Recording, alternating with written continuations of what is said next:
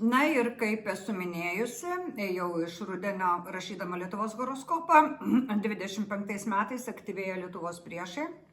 Ir ne tai, kad priešai, bet reiškia, kai kurie draugai persikvalifikuoja į priešus arba slaptus priešus.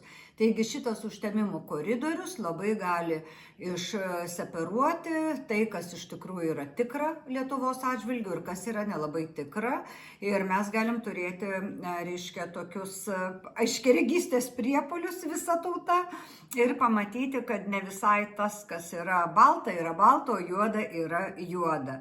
Taigi, brangieji, žinokite, kad tikrai užtemimas yra sudėtingas, geriau ten blaiviai gyventi tuo periodu, nesipykti, nesisvaiginti ir tikrai praeis labai lengvai.